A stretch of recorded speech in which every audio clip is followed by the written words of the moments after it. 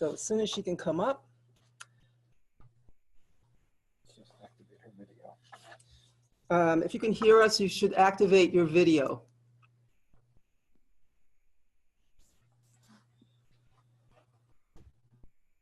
Oh, there you are. Okay. Hello. All right. Hi, everybody. I'm Persephone Zill. I work at the Gabelli School of Business here at Fordham, and I am Associate Director of something we have here called the Social Innovation Collaboratory. And Melissa, I actually have a presentation, and I'm not sure how to bring that up. Oh, share screen. Let's see. We'll try this. Of course. Let's see. Yes, you click on the share screen. We have a technician here. So I'm okay. So I just need to get to my, like, it's on my desktop. Okay, here we go. Here we go. Good. Technical. Okay, and then I'm going to do a view and slideshow. Okay, can you still hear me? Yes, we can hear you. Okay, wonderful.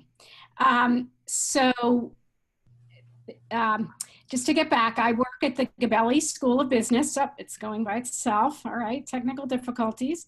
Let's see if I can do it. All right. All right, so I think I'm just, bear with me one sec. I'm just working through the technical issues here. Just want to see, I may have to view it a different way. Okay. All right. Just bear with me one second. Yeah, you can do the arrow on the keyboard as well. Okay, I'll do this. Okay. So we may have to view it this way.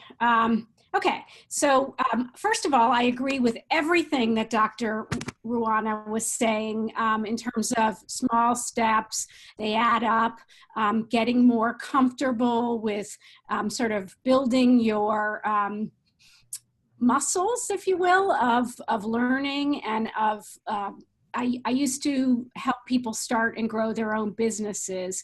And we used to say every overnight success is 10 years in the making. You know, we see some cool new business like Uber or something, and it looks like, oh, it just started and the, you know, people know everything, but it really isn't that way. It usually takes about 3 years to test out your idea and make sure there's a market.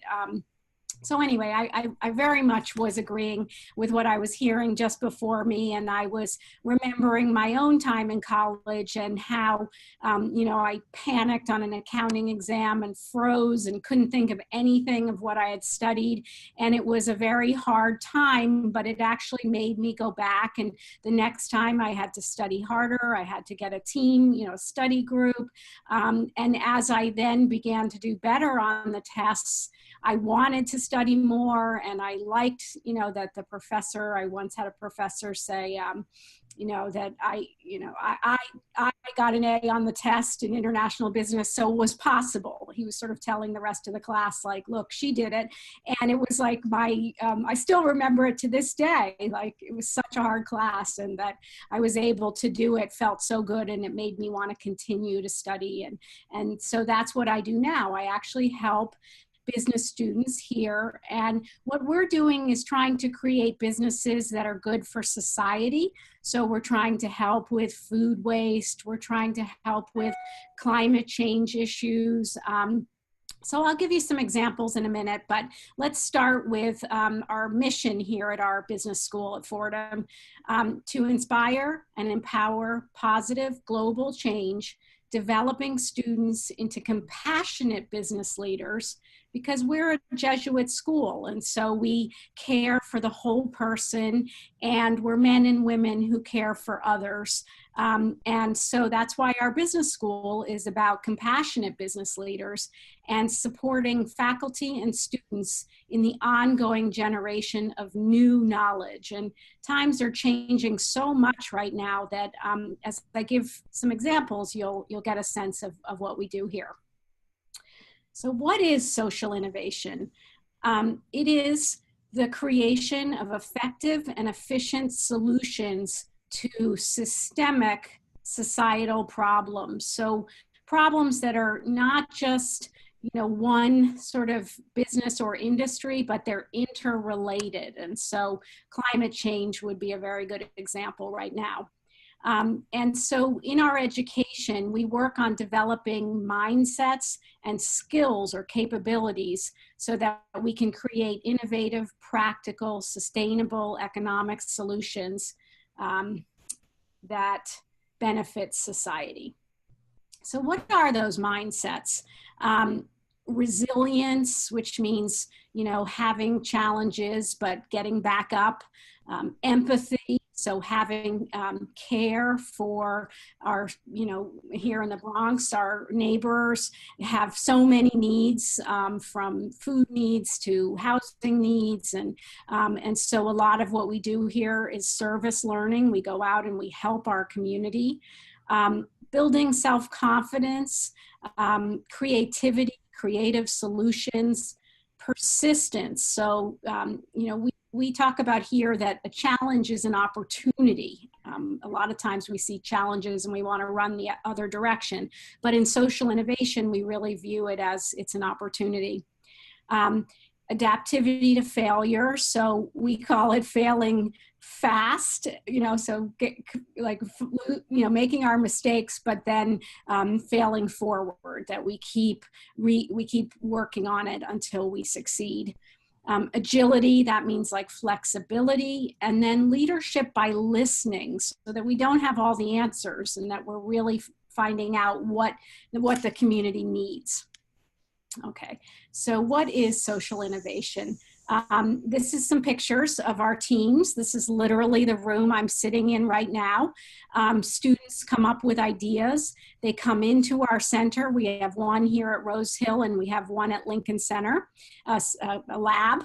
And they talk about something that is a problem that they really want to help work on. And then they get other students interested. And then we work with, we coach them, we mentor, we bring in faculty, we bring in administration, and we try to solve big issues that then the students can, when they go out after college, they can tell potential employers, I have worked on these problems, we've come up with solutions, and they really have things that make them good candidates for jobs because they've actually been doing this kind of work while in college. So what are these things? We have a diversity and inclusion team. So on Wednesday night, that's why I had to go a bit early today, we have an Our Story program where we're going to have 5 Fordham students tell very personal, deep stories about their life. One had father was shot. Another person is a vet who's going to talk about being a student after being in the Army. We have a Muslim refugee. We have a student who's both their parents died before they got to college. And so we are going to have this story that is a storytelling evening where we're bringing together about 100 Fordham students to listen to these very moving stories and then really reflect with each other about what are their own stories, and that how we all have, even though we look like everything's fine, everybody is facing the human experience, and often it has to do with, you know, challenges and vulnerability and stuff. And so that's coming right up on Wednesday night, and we have a team designing the whole program, and we'll be meeting this afternoon with the students to develop the stories. Then we have sustainable finance, which I'm going to get into a little later. We have fashion team that is working to help consult to fashion companies so they use less water, they put less toxic dyes into our water supply, our oceans, rivers, lakes, and they are working this week. We'll have a fashion show with the UN that'll be sustainable fashion companies. So that team is working on that fashion show. We're trying to get a dorm here at Fordham. This is our big dream, where everybody does sustainable practices. So like there'll be solar panels, and there'll be community meals, and there'll be composting. And so that's a big one. We're probably will take us a few years. We're working on food insecurity, which we just met yesterday. It's been a very busy few weeks. We're going to be trying to help. There's a lot of extra food on campus after events and in the cafeteria, and we're trying to figure out how we can take that food and give it to students that are hungry and also to the community. So that's a very tangible example of the type of thing we're working on. We have breakfasts with socially innovative companies, where the heads come and talk about how they started their company and what types of initiatives they have.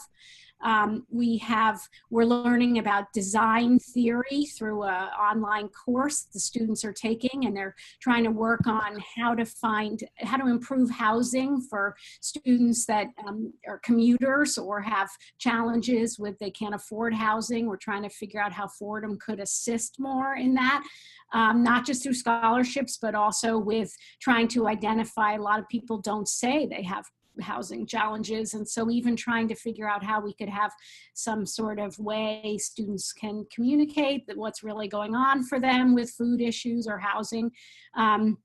Then we're trying to design a publication, a magazine about socially innovative practices called The Innovator. And we have a garden here where our students grow their own food. We have a consulting club. We have a model UN conference, a sustainability committee on campus that tries to get more sustainable initiatives all around all of Fordham. I know I'm speaking a lot. Trust me, we're getting there. So this is an example of the type of thing we do here.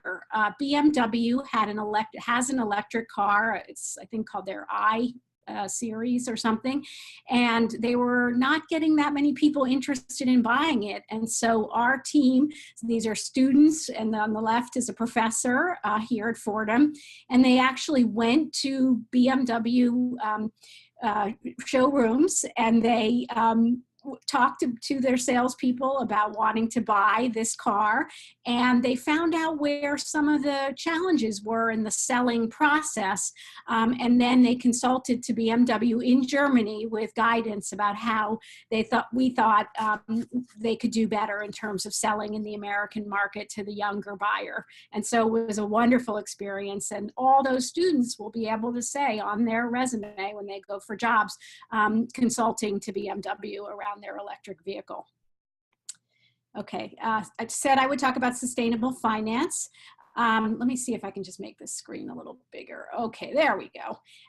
So this is it's called impact investing, and it's not just about the financial gain, but it's also about the environmental cost of things, and also the societal cost. And so our students are learning about this kind of investing.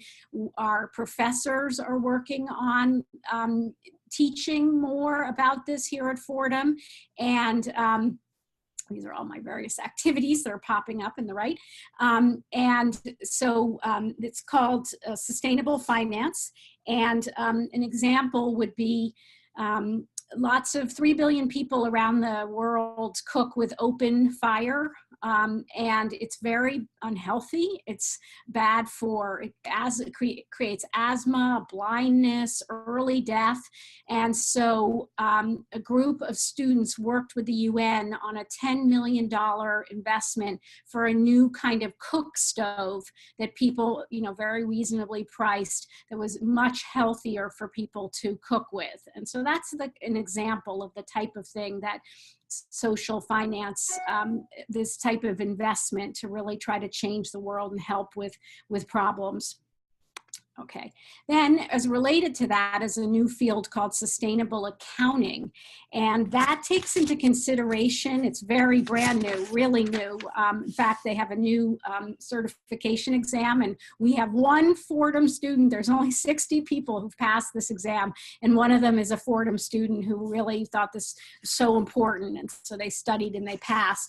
But what it has to do with is taking into consideration the cost, the true cost of making things like a water bottle, costs us $1 to buy, but it actually costs $17 to make that bottle, to take it to where it gets sold. Then when it gets recycled, to deal with the plastic, it costs society $17 for one bottle of water. And so here at the Collaboratory, we always use pitchers of water and glasses, because we're trying to just on our own you have to start small. We're trying not to create more waste for society. That's $17 per bottle. So that's sustainable accounting, and we're actually hosting their annual board meeting. Michael Bloomberg is the chair, and it will be in a couple weeks here at Fordham University. Then there's the digital revolution and all the data that now almost everyone has smartphones. And so there's new opportunities with that. This Propel here is a new business. It's a for-profit business around food stamps. So what happens is it's very onerous to apply for food stamps, lots of paperwork, and you have to renew very quickly. So this is an app where you can do it online. You can actually check your balance. And what happens is it's funded by businesses that want to reach the 12 million people who are using food stamps to buy products. And so there's advertising on this app so that food companies can reach people and influence their buying. So they are paying for advertising, and then people on food stamps get a free app where they can use it to apply and also to check their balances. So it's kind of win-win for everybody. Social marketing is the problems that we have around the world, like honeybees disappearing is a good example right now. And Haagen-Dazs, the business, is connected with trying to help strengthen honeybee colonies. And so we are teaching this kind of marketing here at Fordham, and our students get to work on examples of it. Gerber Baby Food has reached out to us about an all-organic baby food line and also more sustainable practices at their company, and we might be working with them to support them in research and development on that. So this is come to the end of my talk. The best way to predict the future is to inspire the next generation of students to build a better world. And that's what we're doing at our Social Innovation Center. And if you came to Fordham, this is just a wonderful people that come in and through our doors just make friends with each other, and they get really excited and do these wonderful projects. And it's an amazing opportunity. And I feel so blessed to be able to support students in this kind of work. Okay, so I just wanted to see if there's any questions from the audience. Yes, we do have questions. Okay. Stop share. I'm going to come back so you can see me. Okay. Yes, thank you. Okay. We were looking at the potential for food sovereignty through the development of food forests and microeconomics, and I was wondering if you had any add-ons that we might be able to follow on with. I would need to know more about it, but I would say that this center here is the place at Fordham to come with your what you know about it and engage students in any kind of research or any kind of activity that you would want to support the initiative. This is the place.